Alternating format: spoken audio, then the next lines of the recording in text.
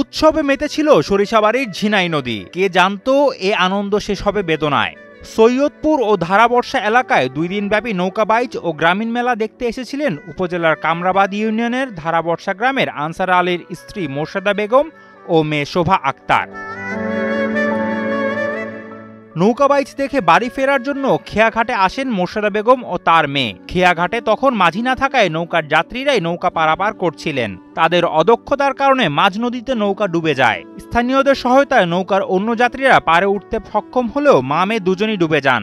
এতে মোর্শেদা বেগম মারা যান, কিন্তু নিখোঁজ হন শোভা আক্তার। এ ঘটনায় আরও একটি দুঃসংবাদ দেন সরিষাবাড়ি ফায়ার সার্ভিসের লিডার আব্দুল্লাহ আল মামুন।